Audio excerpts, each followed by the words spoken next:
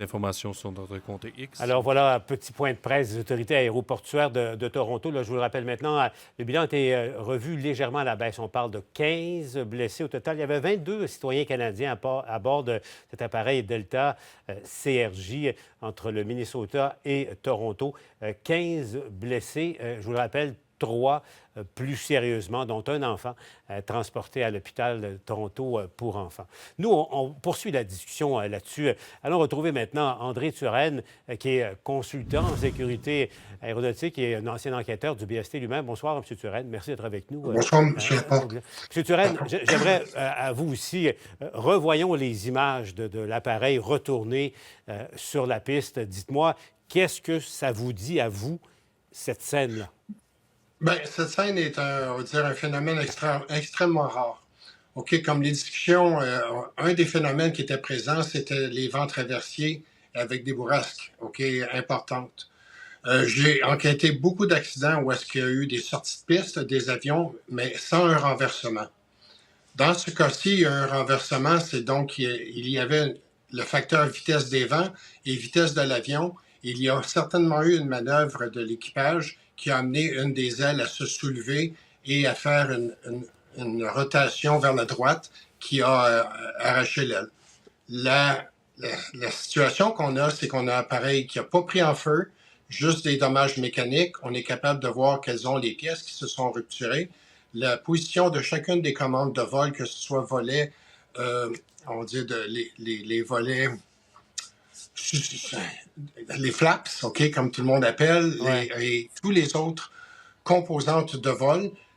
Et les enregistreurs de données contiennent au-delà de 500 données de vol et des lectures à toutes les secondes et même des fractions de secondes qui vont être mis avec les communications de l'équipage et les mouvements sur les commandes de vol.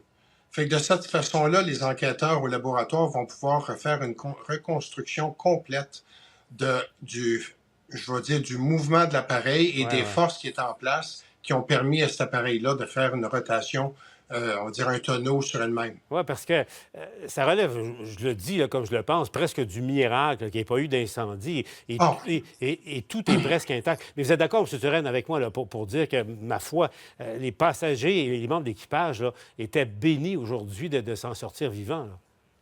Ah, il y a une bénédiction là, pour tout le monde. Pour tout le monde, ça a été vraiment une chance extraordinaire. Les premiers intervenants sont arrivés très rapidement. L'équipage a bien agi pour évacuer tout le monde. Tout s'est fait de façon, on va dire, textbook, OK? Que dans le rapport du BST, tous ces éléments-là vont venir en question.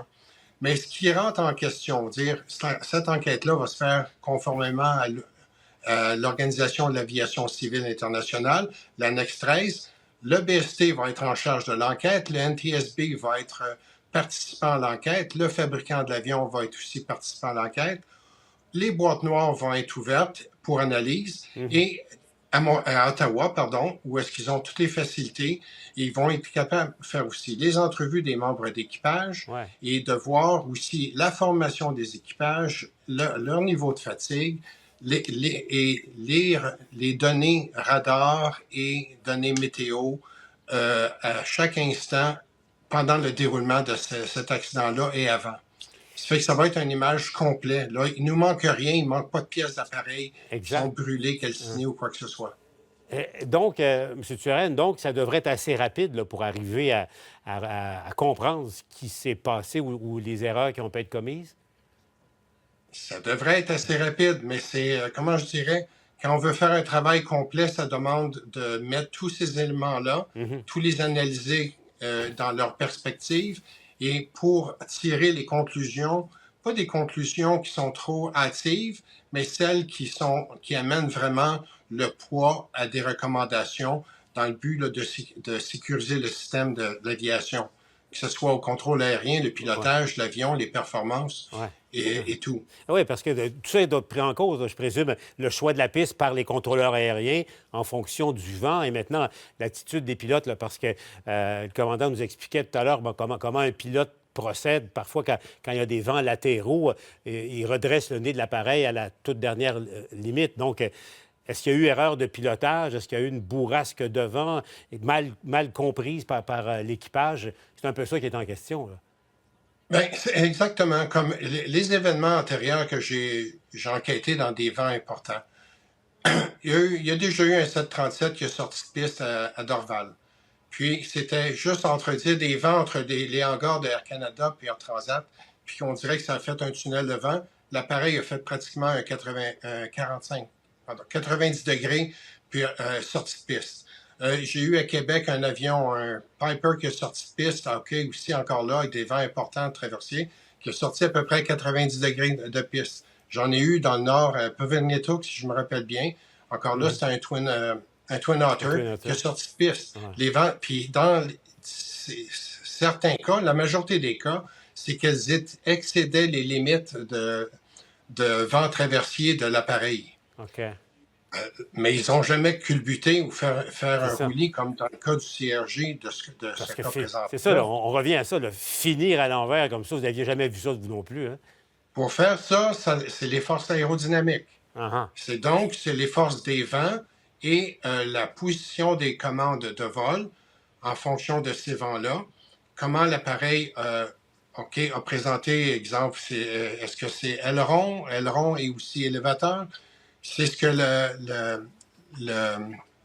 la collecte de données va pouvoir mettre. Et ils ont, au laboratoire du Bureau de la sécurité de transport à Ottawa, ils ont des experts en performance qui sont capables de calculer la force des vents ou vitesse et combinaison, pour justement amener un appareil avec la masse qu'elle a. On a les données de masse et de vitesse sur les boîtes noires qui va nous dire exactement qu'est-ce qui s'est passé ou quand et comment. Reconstituer pour éviter que ça se répète. André Turenne, je vous rappelle, a lui-même été enquêteur pour le BST. Monsieur Turenne, merci beaucoup pour votre éclairage. Merci d'avoir été avec nous. Ça fait plaisir. Bonsoir. Avec nous, merci. Nous, on poursuit la discussion avec nous ce soir au bilan.